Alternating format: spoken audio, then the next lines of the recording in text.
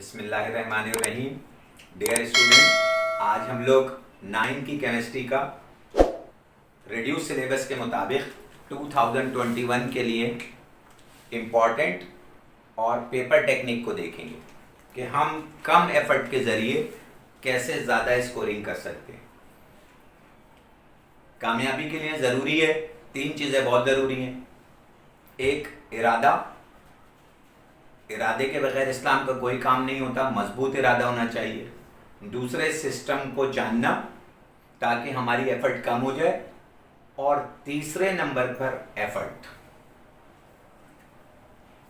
अपनी एफर्ट को डायरेक्शनल बनाने के लिए ये मैंने काफ़ी टाइम पीरियड लगाकर ये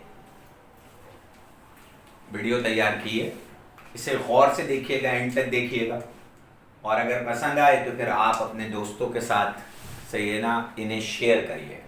ठीक है, पेपर पैटर्न देखते हैं। बिल्कुल फिजिक्स की तरीके से 9 की केमिस्ट्री का पेपर है, 60 मार्क्स का, जिसमें से 30 मार्क्स की एमसीक्यूज हैं और 1 नंबर की एक एमसीक्यूज है।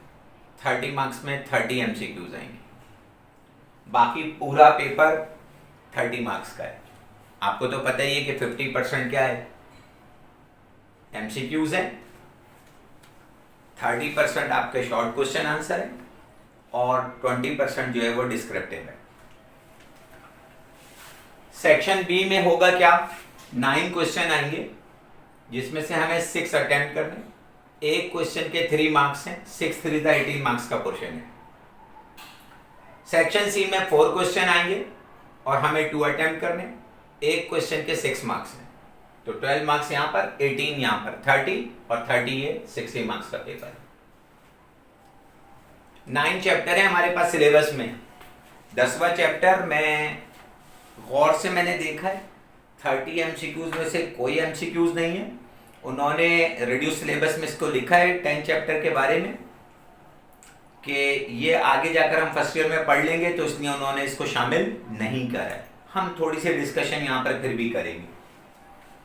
ये जो सेक्शन बी है, इसमें जो 9 क्वेश्चन आ रहे हैं, इसमें से 4 क्वेश्चन न्यूमेरिकल बेस्ड है और 5 की थ्योरी है। और हमें चाहिए कि हम वो चारों क्वेश्चन लाजमी अटेम्प्ट करें। कहाँ कहाँ किस किस चैप्टर से न्यूमेरिकल मॉडल पेपर में लगा है और उसके अलावा किस चैप्टरों से मजीद आ सकता है, पहले हमें वो फोकस करना चाहिए ताकि हमारा पेपर पूरा हो जाए। क्योंकि 30 मार्क्स के एमसीक्यूज करने में हो सकता है 9 के बच्चे सही है 40 मिनट लगा दे, तो फिर हमें चाहिए कि कम टाइम के अंदर सेक्शन बी को निपटाएं ताकि लॉन्ग के दोनों पार्ट आसानी से हो जाएं।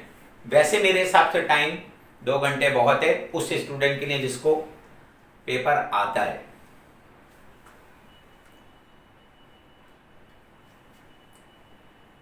न्यूमेरिकल जो लगे हैं सेक्शन बी में मॉडल पेपर में, वो चैप्टर नंबर यहां लिख दिए मैंने, चैप्टर नंबर 2 से लगा है। 2 से 2 सही है ना, लॉजिकल पार्ट आए, एक इक्वेशन बैलेंसिंग और एक मोल्स का न्यूमेरिकल, मोल की डेफिनेशन के साथ 2 पार्ट दिए इसने। ये जहां जहां मैंने ब्लू स्टार बनाया यहां पर या थ्योरी में, इसका मतलब है मॉडल पेपर में वहां पर शॉर्ट में पार्ट लगा है, और जहां रेड स्टार बनाए ये सब लॉन्ग में गए। कहीं पर मैंने ग्रीन कलर का स्टार बनाया है, वो इसलिए बनाया है कि मुझे खदशा है कि ये डॉज हो जाएगा और जो मॉडल पेपर में दिया उसके अलावा आ जाएगा। उन ग्रीन को भी बहुत एहतियात से देखना है। पूरी वीडियो को बड़े गौर से आपको सुनना है, बार बार सुनना है ताकि जहन नशीन हो जाए कि पेपर की बुनियादी स्कीम क्या चलेगी। 2 के 2 पार्ट है, एक नंबर ऑफ मोल्स का न्यूमेरिकल है और एक इक्वेशन बैलेंसिंग है। चैप्टर नंबर 3 में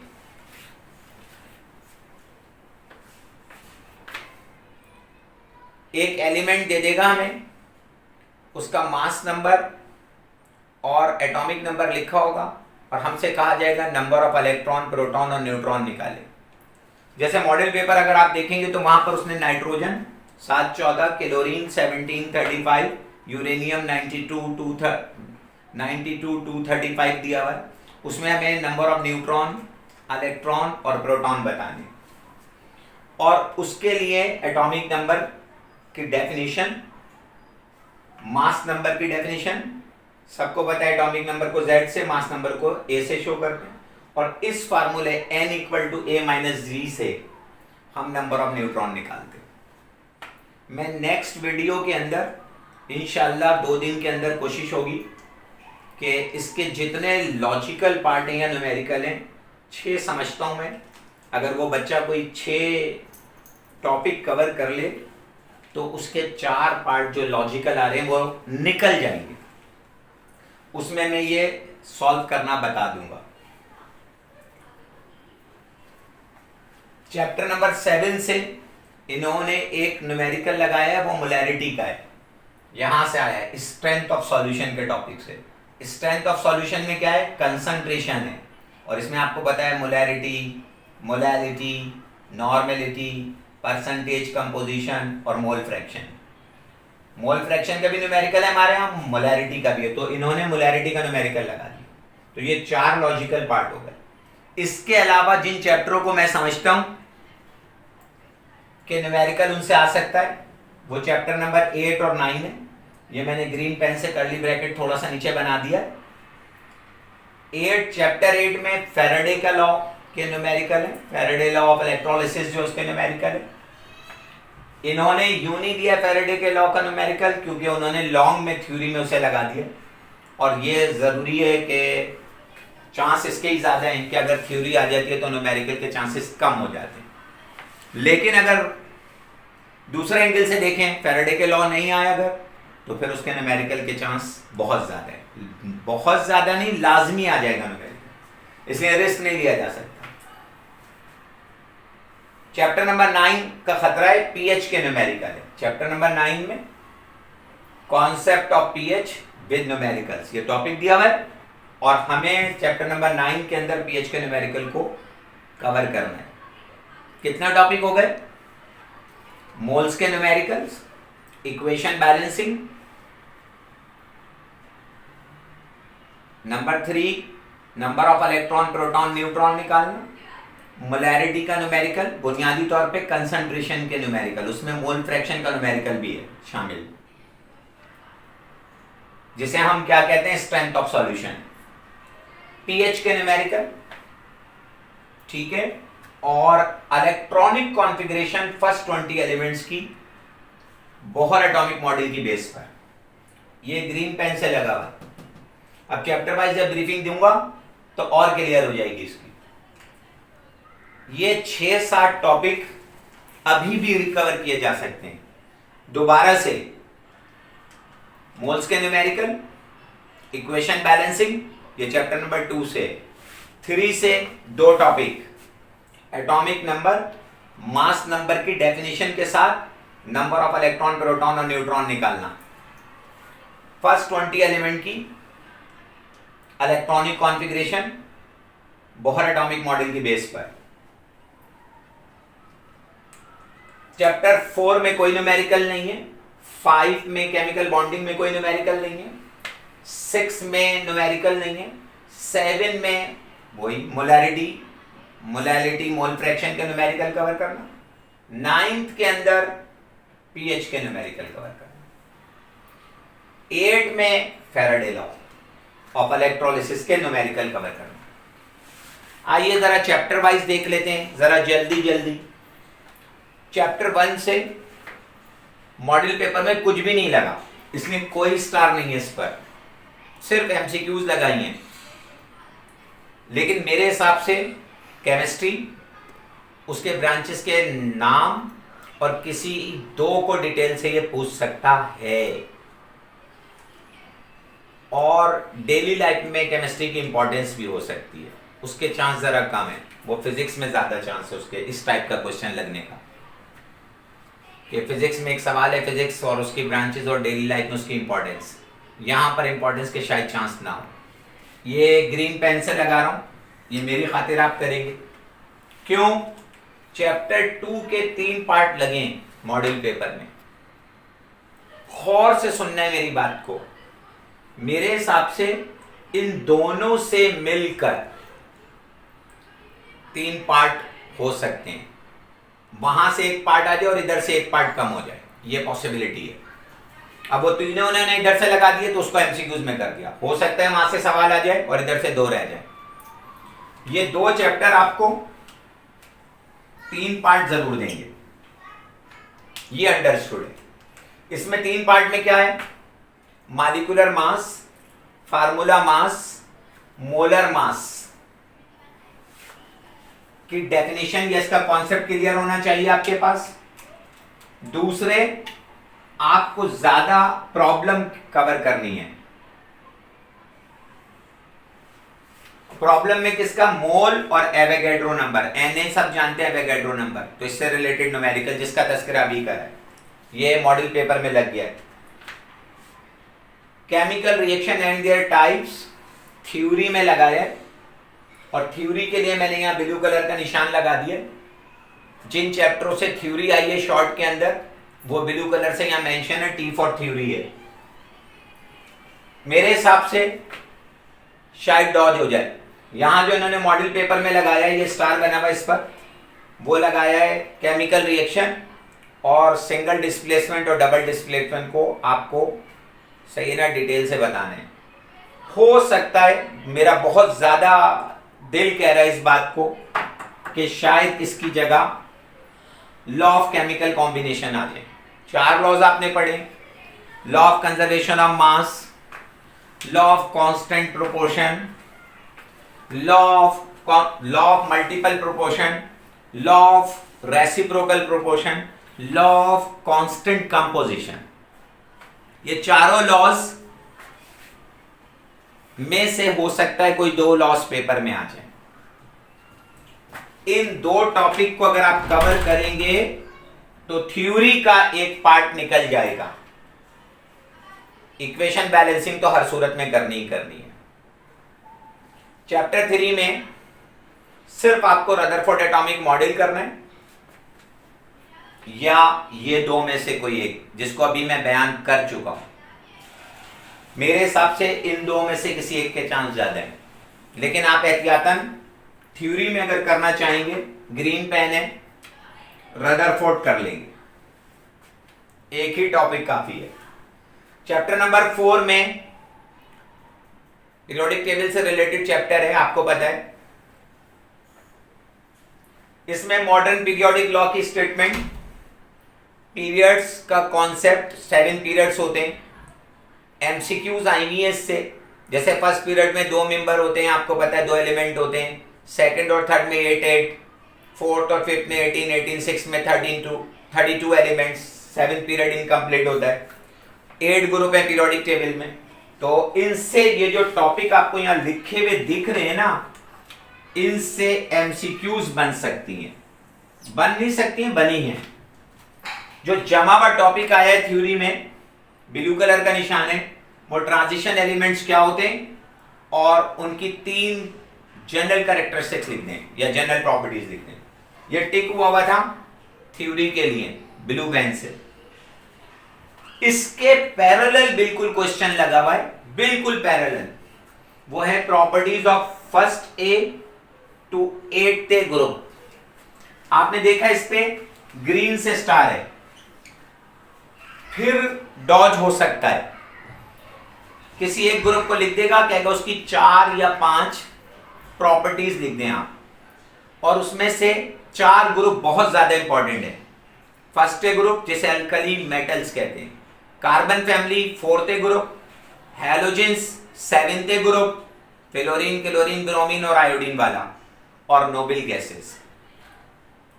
फिर बहुत बड़ा धड़का लगा हुआ है, बहुत इंपॉर्टेंट है ट्रांजिशन एलिमेंट की प्रॉपर्टी।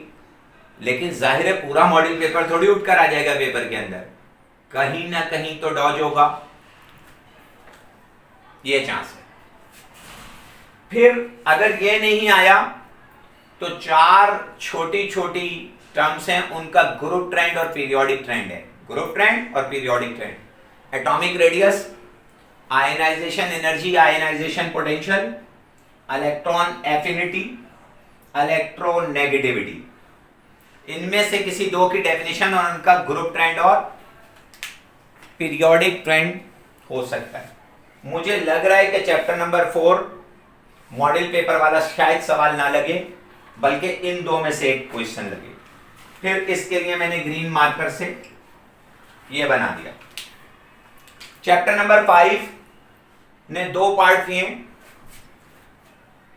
एक शॉर्ट में थ्योरी दी है, एक लॉन्ग में दिया है। ये जो रेड पेन है ये लॉन्ग को शो कर रहा है। केमिकल बॉन्डिंग का चैप्टर है, डेफिनेशन पूछेगा केमिकल बॉन्ड क्या होता है, और आयनिक बॉन्ड, कोवेलेंट और कोऑर्डिनेट कोवेलेंट, तीनों बॉन्ड पक्के करके जाने विद एग्जांपल विद प्रॉपर्टीज। ये जो आयनिक बॉन्ड है ये शॉर्ट में लगा है और कहता है कि आयनिक बॉन्ड क्या होता है, इसे इलेक्ट्रोवैलेंट बॉन्ड भी कहते हैं, और कह रहा है कि NaCl की फॉर्मेशन का जो मैकेनिज्म है उसे आपको डिटेल से बताना है। लॉन्ग में जो लगा है ये रेड पेन है, मार्क कर दिया इसको स्टार। कोवेलेंट बॉन्ड और कोऑर्डिनेट कोवेलेंट बॉन्ड का डिफरेंस आया है।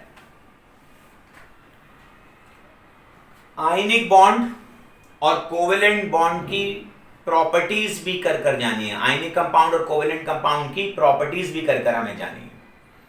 हो सकता है कि आयनिक और कोवेलेंट का की प्रॉपर्टीज का डिफरेंस आ जाए पेपर में लॉन्ग में, और कोऑर्डिनेट कोवेलेंट बॉन्ड या डेटिव कोवेलेंट बॉन्ड शॉर्ट में चला जाए, क्रॉस हो सकता है।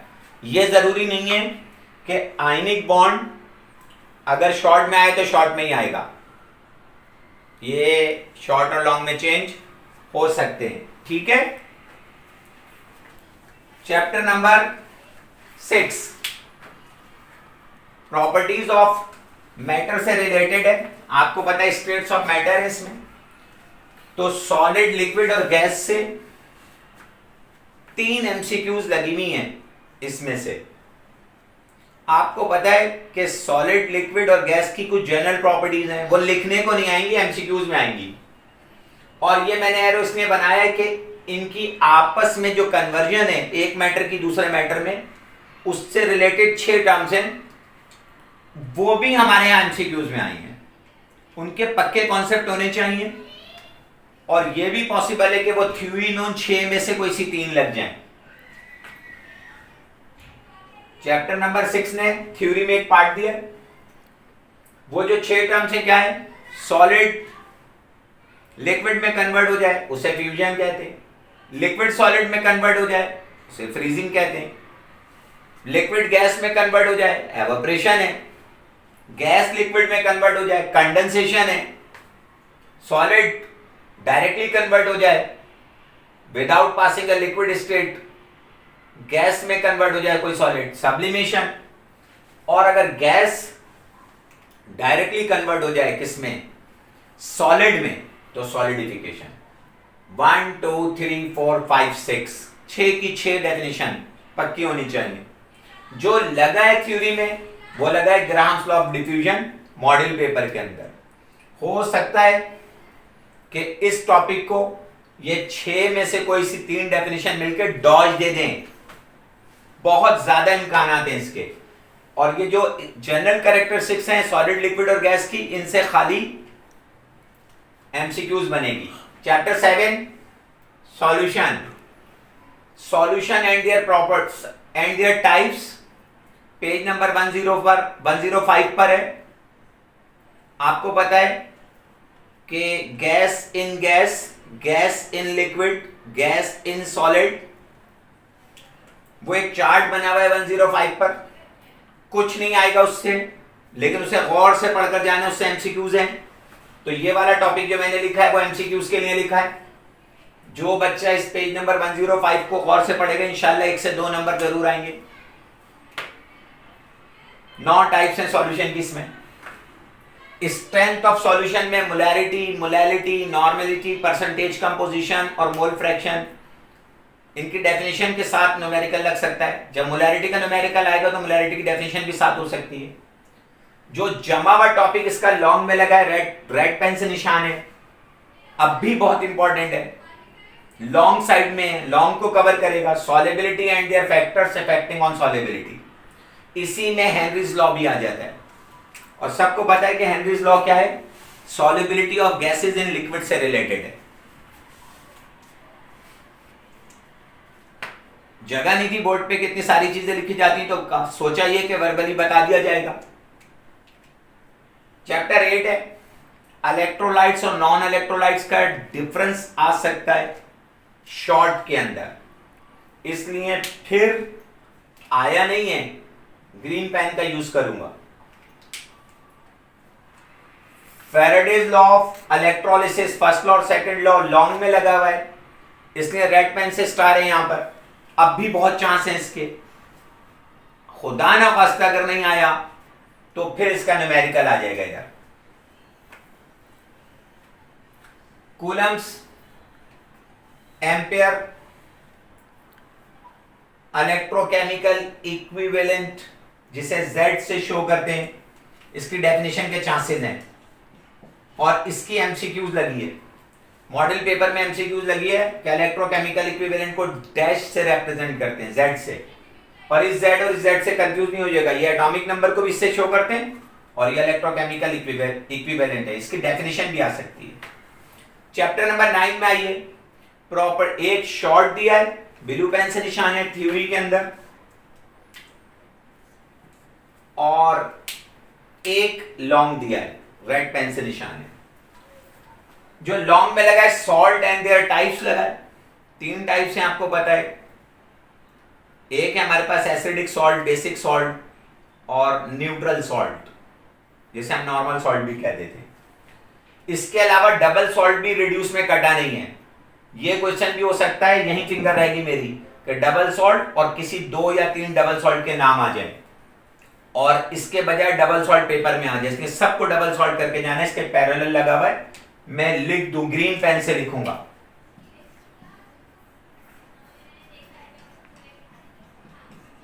इसके बहुत चांस है, इसको टफ टाइम दे सकता है।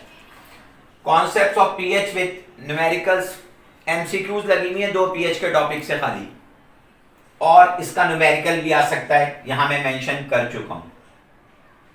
ठीक है, सब लोग समझ रहे हैं बात को। अगर आप लॉन्ग देखें तो कौन कौन से चैप्टर ने दिया है, 5 ने दिया है केमिकल बॉन्डिंग के चैप्टर ने, 7 ने दिया है सॉल्यूशन एंड सस्पेंशन के चैप्टर से, सस्पेंशन रिड्यूस में कट चुका है। चैप्टर नंबर 8 इलेक्ट्रोलिसिस का है, इलेक्ट्रोलाइट्स का है, इसने दिया हुआ है हमारे पास, इलेक्ट्रोकेमिस्ट्री कहते हैं इसको, चैप्टर 8 को। चैप्टर नंबर 9 एसिड बेस और सॉल्ट का चैप्टर है, इसने दिया हुआ है। सॉल्ट में क्या दिया इस चैप्टर ने, प्रॉपर्टीज है एसिड और बेस की, जिसमें से एसिड की 3 प्रॉपर्टी लिखनी थी, हो सकता है पेपर में बेस की 3 प्रॉपर्टी आ जाए।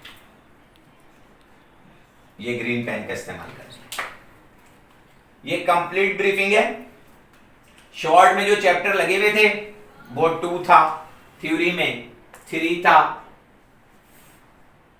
3 नहीं था सॉरी, 4 था, 5 है, 6 है और 9 है, और 4 लॉजिकल पार्ट लगे हुए थे।